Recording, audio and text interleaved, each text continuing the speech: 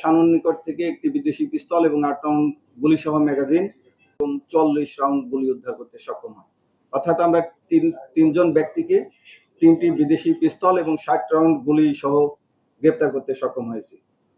একই সাথে তাদের এই আস্তানা থেকে আমরা 800 পিস ইয়াবা এবং প্রায় 8.5 কেজি গাঁজা উদ্ধার করতে সক্ষম হয়েছি।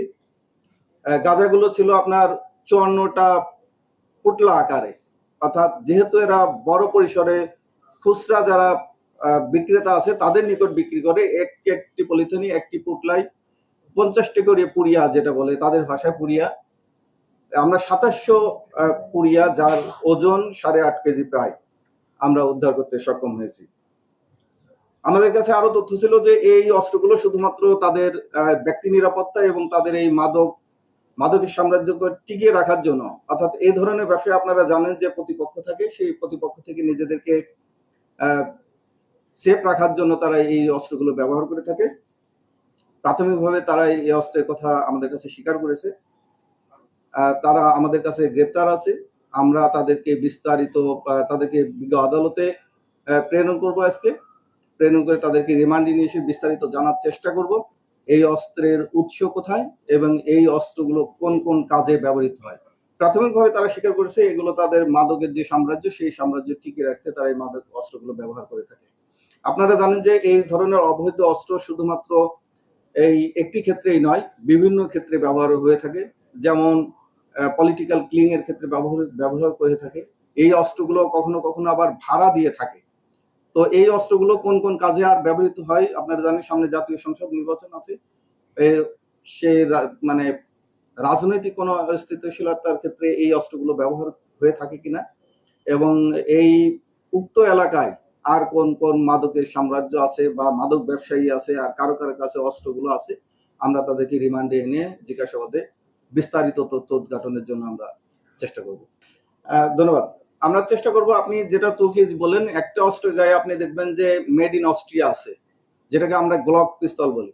আপনারা ইতিমধ্যে জানেন যে জুলাই আগস্ট ঘটনায় আমাদের থানা পুলিশ হেফাজত থেকে, অর্থাৎ পুলিশের অনেক অস্ত্র, অর্থাৎ আইন শৃঙ্খলা বাহিনীর অনেক অস্ত্র কিন্তু খোয়া গিয়েছে।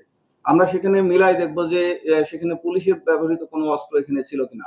অবশ্যই আমরা এটি দেখব যে কোন পথে অস্ত্রগুলো আসে, এবং আমরা যাদেরকে গ্রেপ্তার করেছি তারা খুচরা বিক্রেতা নয়। আমি আবার বলি, তারা খুচরা বিক্রেতা নয়, তাদের ভাষায় তারা পাইকারি বিক্রেতা। অর্থাৎ আমরা কারণ বাজারে যখন দেখি যে ফলের আড়ত আছে, সবজির আড়ত আছে, এরাও ঠিক এই আড়তদারের মতোই ব্যবসাটা পরিচালনা করে। এদের কাছ থেকে ওই যে আমি বললাম 50 টাকা করে এক একটা পুটলা আছে, খুচরা বিক্রেতা এদের কাছ থেকে আবার নিয়ে খুচরা পর্যায়ে বিক্রি করে। অর্থাৎ এরা 50 পুরিয়ার নিচেই বিক্রি করে না।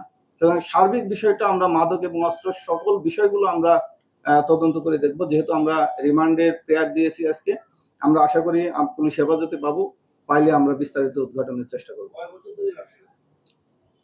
প্রাথমিকভাবে তারা 3-4 বছর ধরে এটি স্বীকার করেছে, এবং আমাদের কাছে যে তথ্য আছে 3-4 বছর নয়, ওই এলাকার মানুষ ভয়ে মুখ খুলতে সাহস পায় না, এবং তারা এই ব্যবসার সাথে দীর্ঘদিন যাবৎ জড়িত। তাদের সাথে এমন কিছু নেটওয়ার্ক আছে, অর্থাৎ তাদের সাথে এমন কিছু লোকজন পালে এই ব্যবসার ক্ষেত্রে কেউ যদি না করে, আমরা এমনই পেয়েছি প্রাথমিক তদন্তে যে তাদেরকে আবার শারীরিকভাবে নির্যাতন করা হয়েছে, যে তাদের সাথে কেন সে থাকবে না, তাদের এই ব্যবসাটা পরিচালনার ক্ষেত্রে তাদেরকে কেন সহযোগিতা করবে না। আমরা এরকম একজন ভিকটিমকে পেয়েছি যে তার ব্যবসার সাথে সম্পৃক্ত ছিল খুচরা পর্যায়ে বিক্রি করার জন্য, পরবর্তীতে সেখান থেকে বেরিয়ে গিয়েছে এবং তাকে শারীরিকভাবে মারাত্মকভাবে নির্যাতন করা হয়েছে। তো সার্বিক বিষয়গুলো আমাদের কাছে যখন আসে তখন আমরা এগুলো মামলার তদন্তের পর্যায়ে তদন্ত করে দেখব।